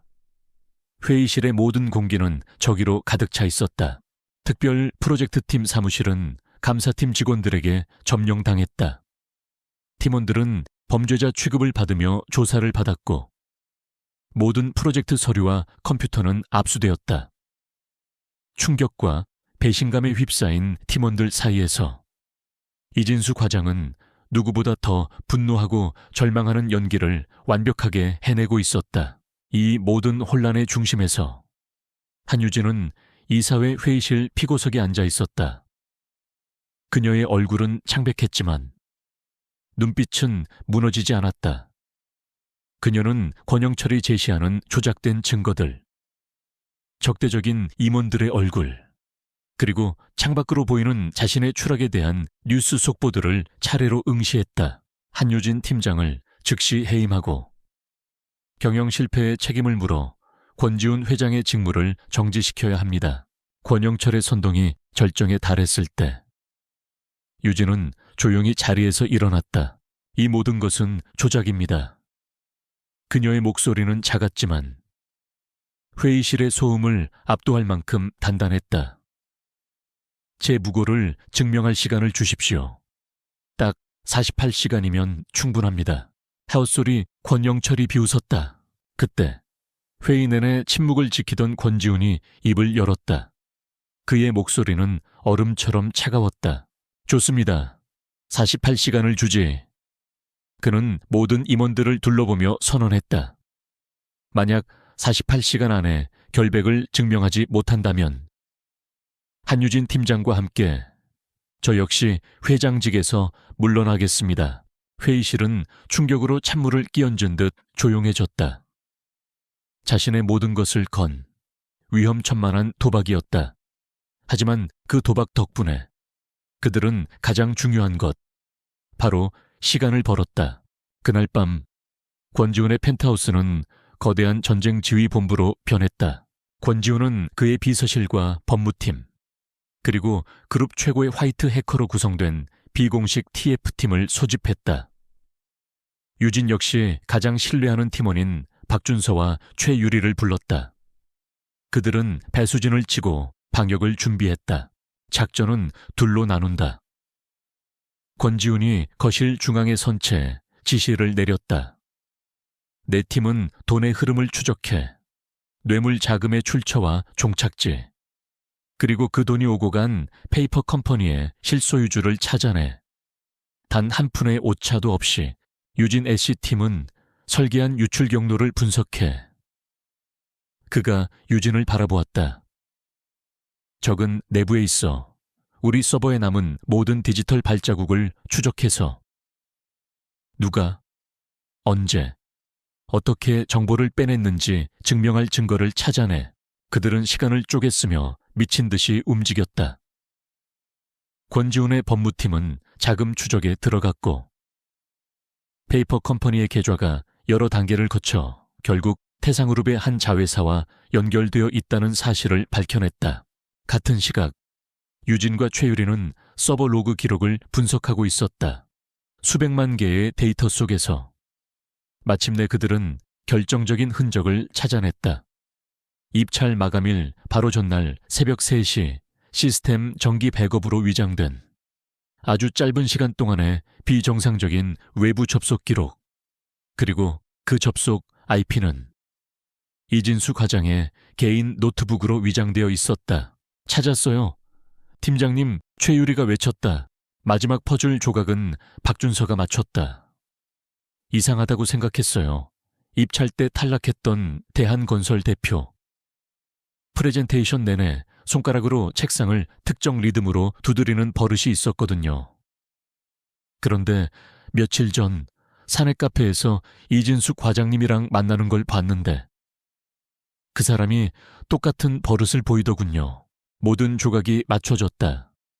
이진수가 경쟁사의 설계안을 빼돌려 대한건설, 즉 강민혁 측에 넘겼고 동시에 조작된 뇌물 증거를 유진의 컴퓨터에 심었다. 강민혁은 그걸 이용해 유진에게 표절과 뇌물 혐의를 동시에 뒤집어 씌운 것이다. 적반하장의 극치였다. 이진수 과장, 지금 어디에 있지 권지훈이 물었다. 감사팀 조사를 받고 자택에서 대기 중입니다. 김 비서가 보고했다. 그를 이리로 데려와. 우리가 모든 걸 알고 있다는 사실은 숨기고.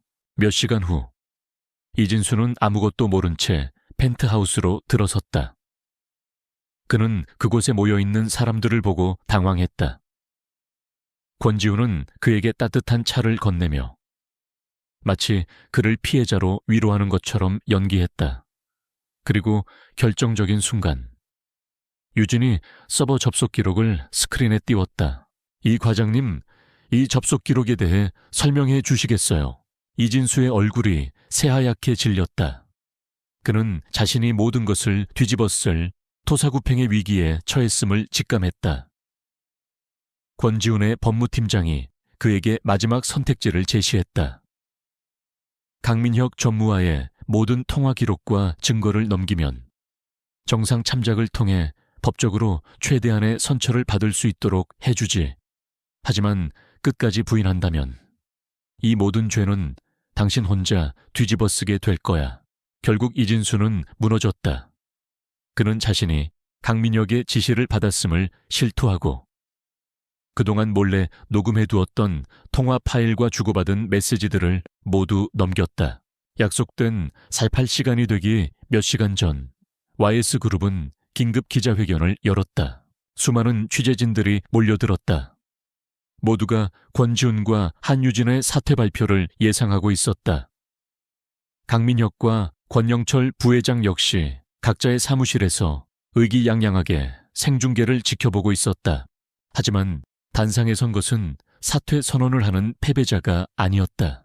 한유진은 담담한 목소리로 지난 이틀간 자신들에게 쏟아졌던 모든 의혹들을 하나씩 반박하기 시작했다. 그녀는 이진수의 서버 접속 기록과 뇌물 자금이 태상그룹으로 흘러들어간 완벽한 증거 자료를 스크린에 공개했다. 기자회견장이 술렁이기 시작했다. 이것은 단순한 해명이 아니었다. 거대한 방역의 서막이었다. 그리고 유진은 마지막 카드를 꺼내 들었다. 이 모든 음모를 누가 지시했는지 직접 들어보시죠. 기자회견장에 강민혁의 목소리가 울려 퍼졌다. 이진수가 넘긴 녹음 파일이었다. 걱정 마. 일 터지면 돈은 두둑이 챙겨줄 테니. 넌 그냥 시키는 대로만 해. 한유진 그 계집애는 내가 확실히 밟아줄 테니까. 경솔하고 오만한 그의 목소리가 자신의 죄를 전 국민 앞에서 스스로 자백하고 있었다. 기자회견장은 아수라장이 되었다. YS그룹을 향했던 수백 개의 카메라 플래시가 이제 태상그룹이라는 거대한 악의 축을 향해 터져나왔다. TV 생중계를 지켜보던 강민혁의 얼굴에서 웃음기가 사라졌다. 그의 얼굴은 경악과 불신, 그리고 완전한 파멸에 대한 공포로 얼어붙었다. 자신의 목소리가, 자신의 오만함이 스스로의 목에 칼을 꽂은 것이다. 기자회견이 끝난 후 세상은 뒤집혔다. 태상그룹의 주가는 휴지 조각이 되었고 본사와 계열사는 압수수색을 당했다. 강만호 회장은 검찰에 소환되어 조사를 받았고 언론은 그들 부자를 대한민국 경제를 병들게 한 부패의 상징으로 규정했다. 강민혁이 한유진을 향해 던졌던 모든 오물은 이제 거대한 해일이 되어 그 자신을 덮치고 있었다. 강민혁은 자신의 사무실에 스스로를 가뒀다. 그는 그룹의 모든 직위에서 해임당했다. 강만호 회장은 그룹을 살리기 위해 아들을 꼬리 자르게 했다. 정략결혼 상대였던 오수하는 언론을 통해 파혼을 발표하며 자신은 이번 사태와 아무런 관련이 없다고 선을 그었다. 친구들은 그의 전화를 받지 않았고 그를 따르던 부하 직원들은 등을 돌렸다. 그는 모든 것을 잃었다. 며칠 동안 그는 텅 빈 사무실에서 술에 취해 TV만 쳐다보았다. 화면 속에서는 한유진이 용산 프로젝트의 성공적인 재개를 알리며 스포트라이트를 받고 있었다. 불의에 맞서 싸운 용감하고 능력 있는 여성 건축가. 세상은 그녀에게 온갖 찬사를 보내고 있었다. 자신이 버린 여자가 자신을 파멸시키고 영웅이 되어 있었다. 그의 이성이 마침내 끊어졌다. 오만하고 계산적이던 사업가의 껍데기 아래에서 모든 것을 잃은 남자의 시커먼 증오가 들끓기 시작했다. 이제 사업적인 승리는 의미가 없었다. 이기는 것이 중요한 게 아니었다. 한유진이 자신만큼, 아니 자신보다 더 고통스러워하는 것을 봐야만 했다. 그녀가 이룩한 모든 것을 파괴하고 그녀의 얼굴에서 그 희망에 찬 미소를 지워버려야 했다. 그는 어둠의 세계에 있는 해결색에 전화를 걸었다. 그가 가진 마지막 남은 돈을 모두 쏟아부었다. 그는 더 이상 교활한 음모를 꾸미지 않았다. 그의 복수는 이제 원시적이고 폭력적인 형태를 띠기 시작했다. 사고처럼 보이게 해. 완벽한 사고. 며칠 후 용산 프로젝트는 공식적으로 공사를 재개했다. 한유진과 특별 프로젝트 팀은 다시 현장으로 돌아왔다. 승리의 기쁨과 안도감 속에서 팀의 분위기는 그 어느 때보다 활기찼다. 권지훈과의 관계에도 미묘한 변화가 찾아왔다. 기자회견이 끝난 그날 밤, 펜트하우스로 돌아온 두 사람 사이에는 긴 침묵이 흘렀다. 유진이 먼저 입을 열려고 했을 때 그가 먼저 말했다. 잘했어. 그 짧은 한마디에 당신을 믿었어 라는 더 깊은 의미가 담겨 있음을 그녀는 느낄 수 있었다. 계약이라는 이름 아래 감춰져 있던 그들의 관계는 이제 서로의 목숨을 걸고 함께 싸운 전우애 혹은 그 이상의 감정으로 변해가고 있었다. 하지만 유진은 마음 한구석에 불안감을 떨칠 수 없었다.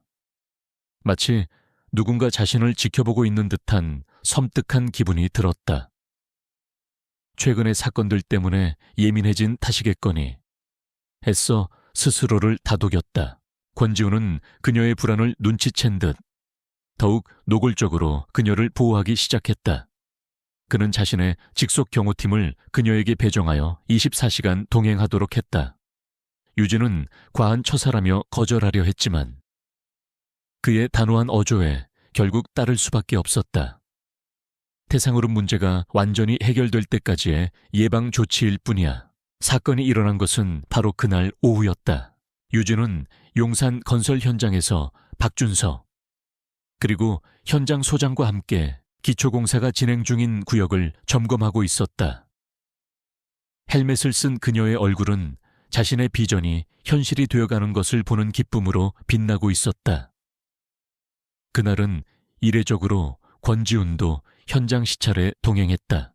그들은 깊게 파인 터파기 공사장 근처에서 막 설치된 철골 구조물의 결합 상태를 확인하고 있었다. 등 뒤쪽 임시로 만들어진 경사로 위에서는 대형 덤프트럭이 건설 폐기물을 싣고 있었다. 강민혁이 고용한 운전사는 주변의 시선이 다른 곳으로 쏠리기만을 기다리고 있었다. 조심하세요. 크레인 자재 이동합니다. 현장 소장의 외침에 모두의 시선이 잠시 하늘을 향했다. 바로 그 순간이었다. 경사로 위의 운전사는 트럭의 기어를 중립에 놓고 사이드 브레이크를 푼 뒤 재빨리 채서 뛰어내렸다. 육중한 덤프 트럭이 소리 없이 경사로를 따라 미끄러져 내려오기 시작했다.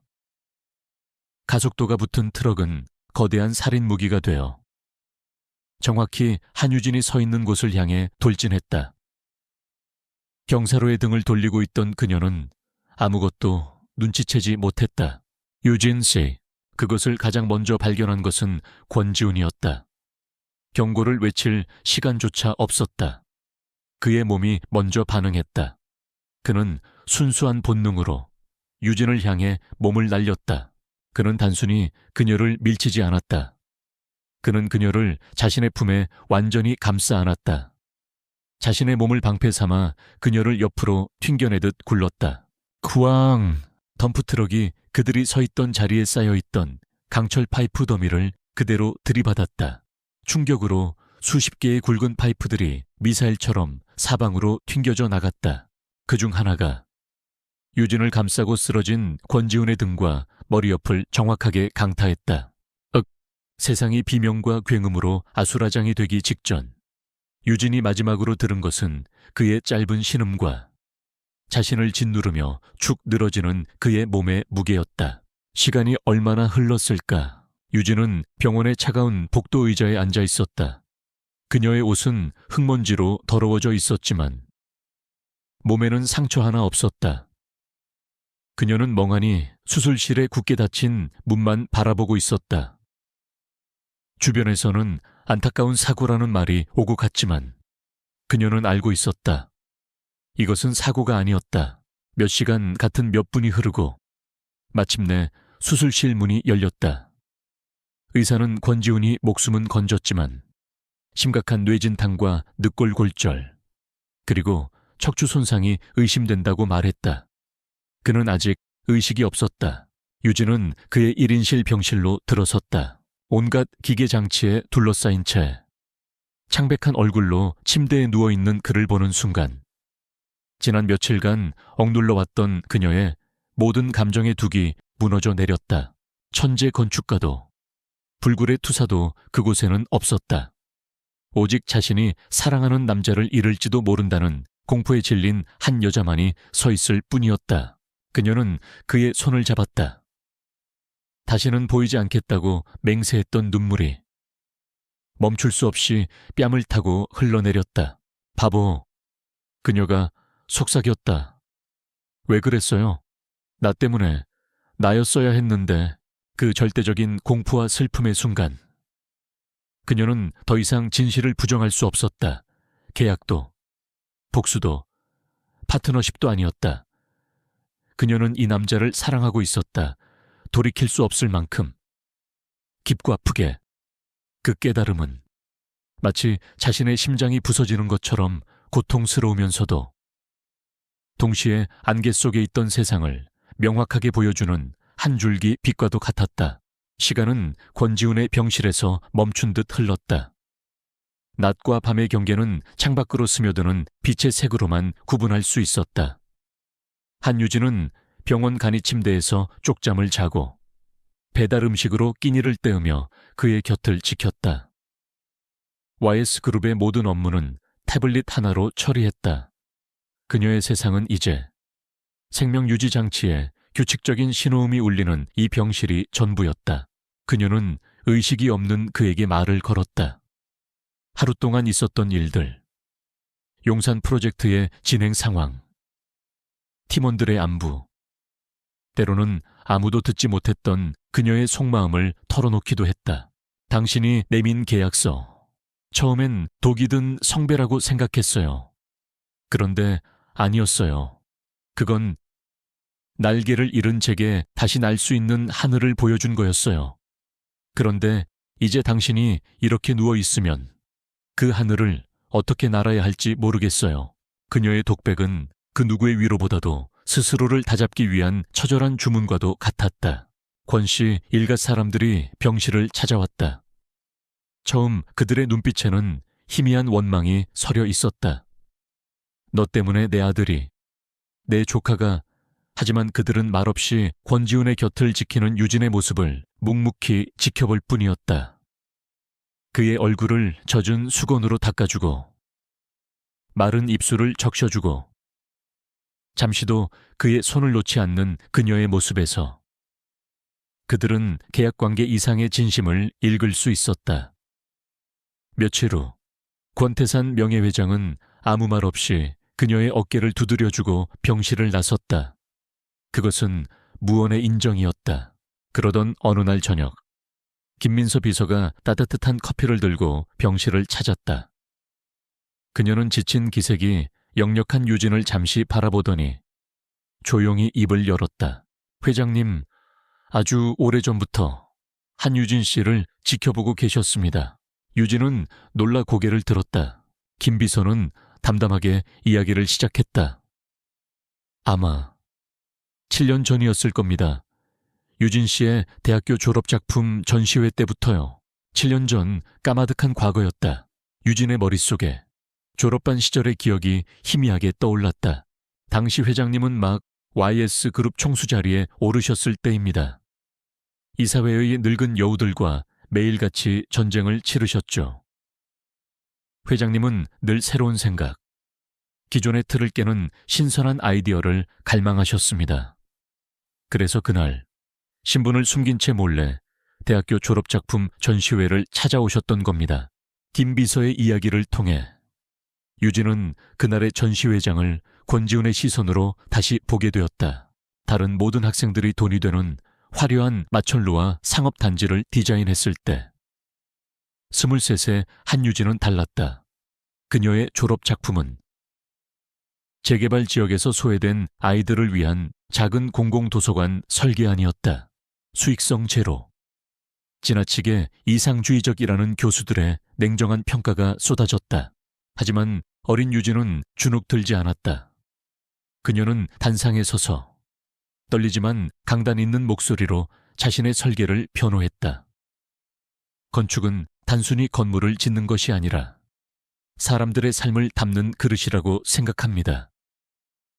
이 도서관은 아이들에게 비를 피할 공간이 아니라 세상을 향한 창문이 되어줄 겁니다. 전시회장 맨 뒷줄. 어둠 속에 서 있던 젊은 회장 권지훈은 그 모습을 잊을 수가 없었다. 그것은 단지 뛰어난 재능의 문제가 아니었다. 세상의 냉소와 편견에 맞서 자신의 신념을 지키려는 그 용기. 그것은 마치 YS그룹이라는 거대한 성에서 홀로 싸우고 있던 자기 자신의 모습과도 같았다. 회장님은 그 자리에서 결정하셨습니다. 저 학생의 꿈을 지켜줘야겠다고. 김 비서는 충격에 빠진 유진에게 결정적인 사실을 알려주었다. 그 도서관, 결국 지어졌습니다. YS그룹 산하의 복지재단을 통해 익명의 기부자가 후원한 형식으로요. 유진 씨의 설계안 그대로.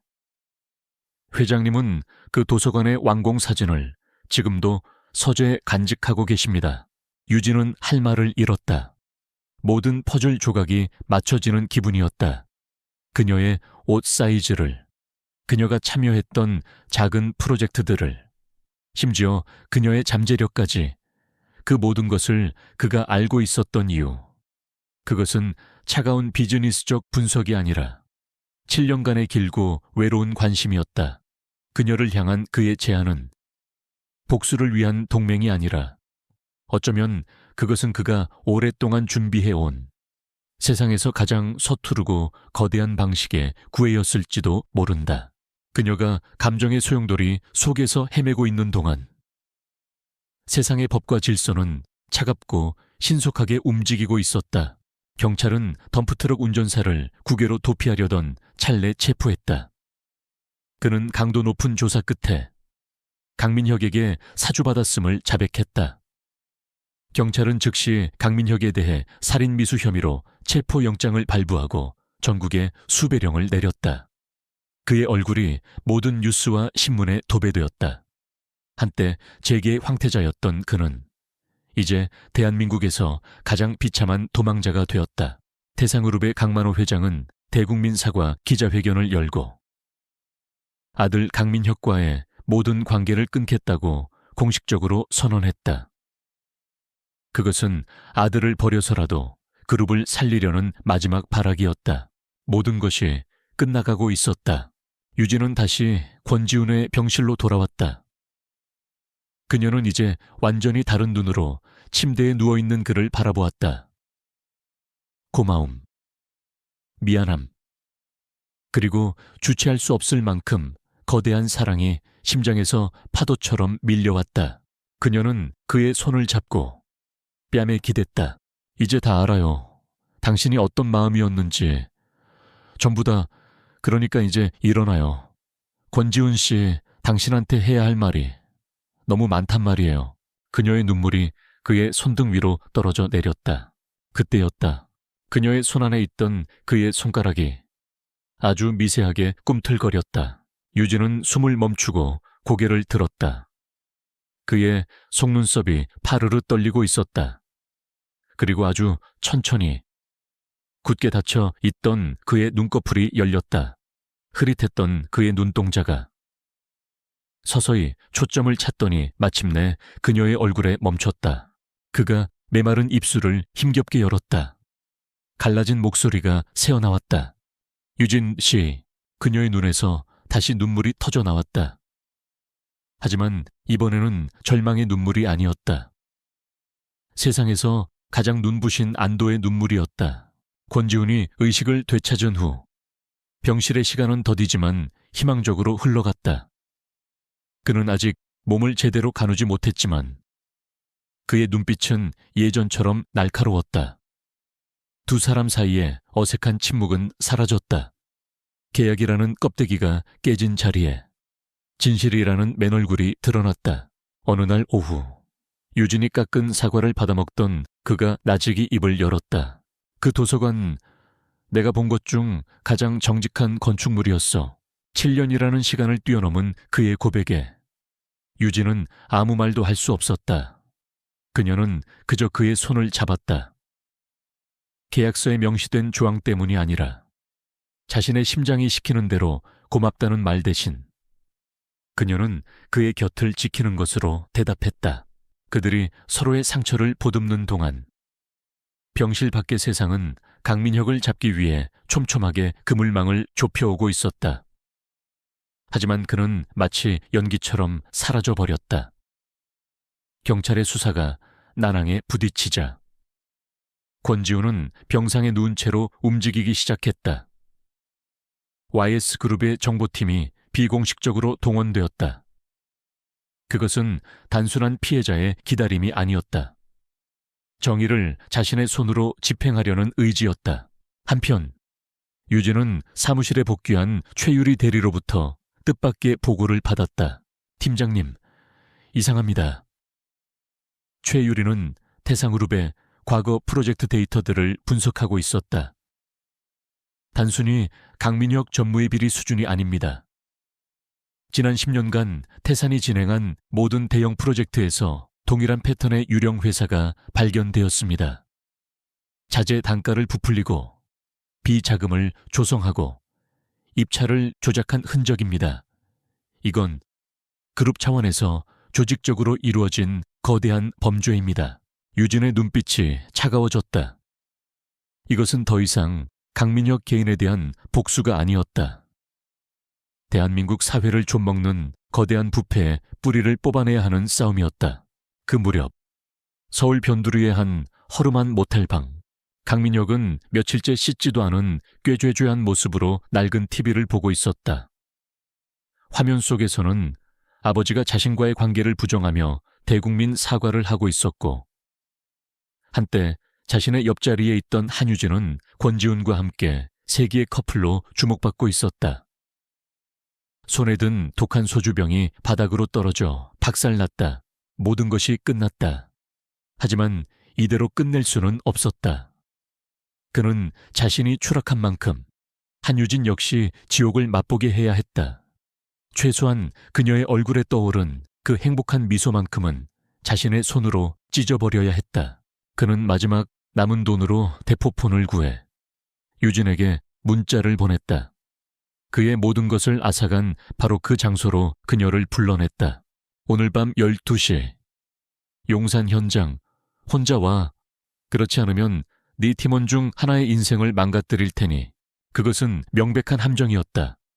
유진은 문자를 받자마자 권지훈에게 알렸다. 권지훈은 즉시 경찰에 연락했다. 그들은 덫을 놓은 사냥꾼을 잡기 위해 역으로 덫을 놓기로 했다. 유진은 미끼가 될 것이고 경찰과 권지훈의 경호팀이 그 주변을 완벽하게 포위할 것이었다. 자정이 가까운 시각 용산 건설 현장은 음산한 침묵에 잠겨 있었다.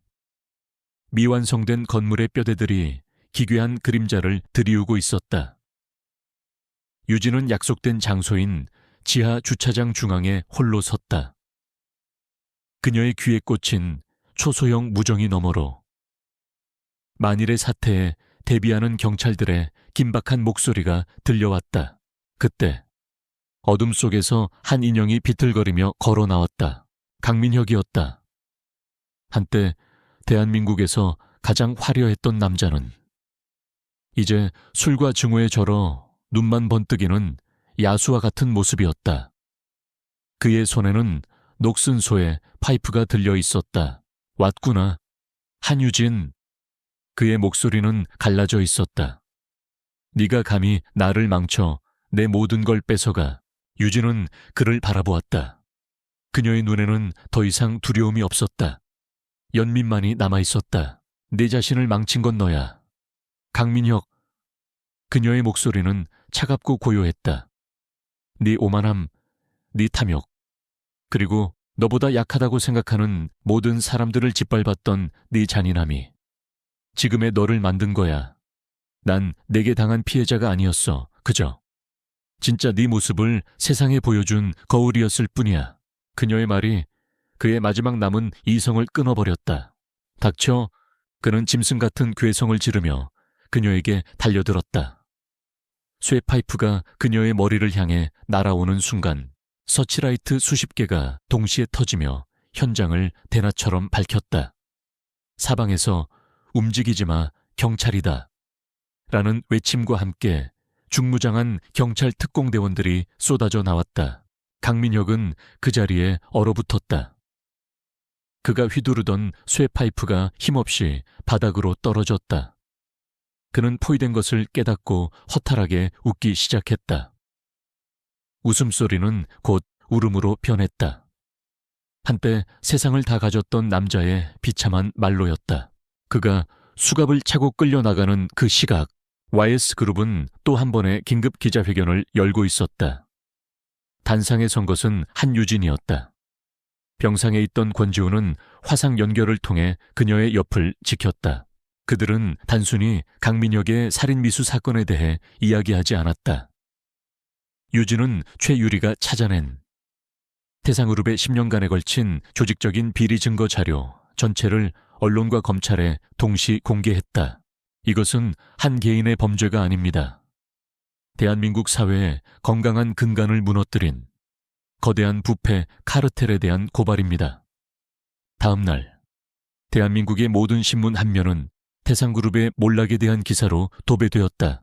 살인미수 혐의 강민혁, 현장서 검거, 검찰, 태상그룹 비자금 의혹 전면 수사 착수, 강만호 회장, 횡령 및 배임 혐의로 긴급 체포. 강민혁과 그의 아버지가 쌓아 올린 거대한 모래성은 그렇게 하룻밤 만에 완벽하게 무너져 내렸다. 모든 말이 바둑판 위에서 사라졌다. 체크메이트, 완벽한 승리였다. 그로부터 1년 후 대한민국 법원은 강민혁과 강만호 회장에게 법정 최고형을 선고했다. 살인미수와 수천억 원대의 횡령 및 배임 혐의. 한때 대한민국 경제를 주무르던 태상그룹의 부자는 이제 차가운 교도소의 벽 안에서 남은 평생을 보내게 되었다. 그들이 쌓아 올렸던 거대한 제국은 공중분해되어 역사 속으로 사라졌다.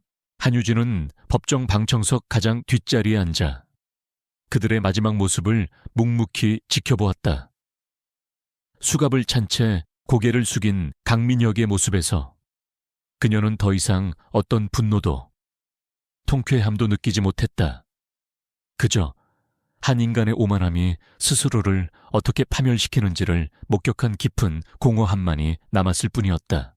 법정을 나서는 그녀의 어깨 위로 따스한 가을 햇살이 쏟아져 내렸다. 길고 어두웠던 복수의 터널이 마침내 끝이 났다. 권지우는 기적적으로 회복했다.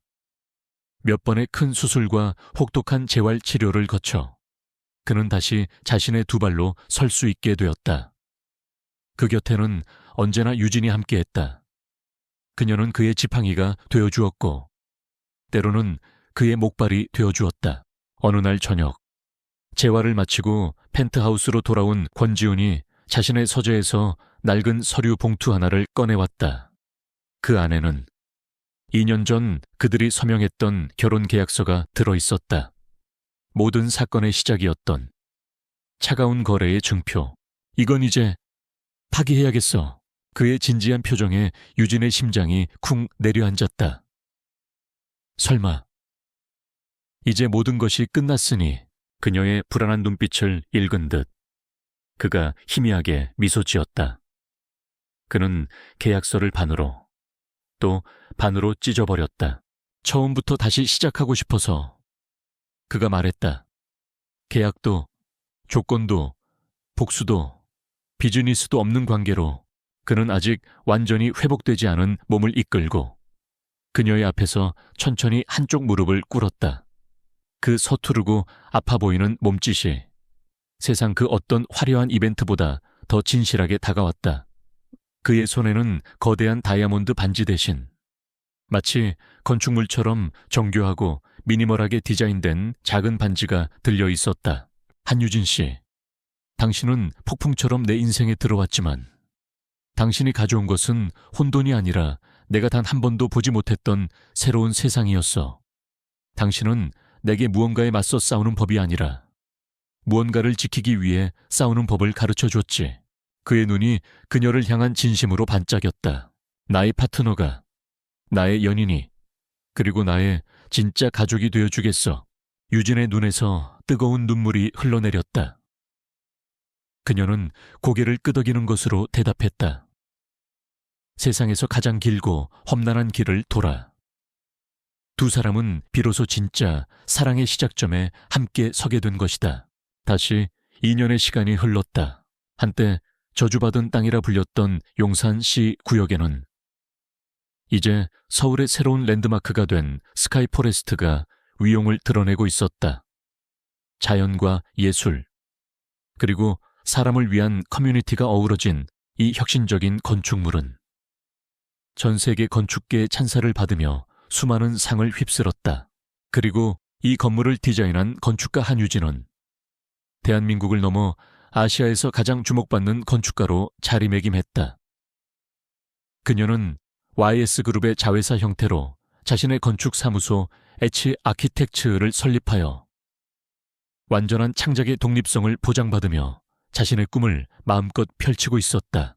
스카이포레스트의 그랜드 오프닝 세리머니, 수많은 사람들의 박수를 받으며 단상에 선 유진은 자신의 팀과 지역 주민들에게 감사를 전했다. 그리고 그녀는 자신의 건축 철학에 대해 이야기했다.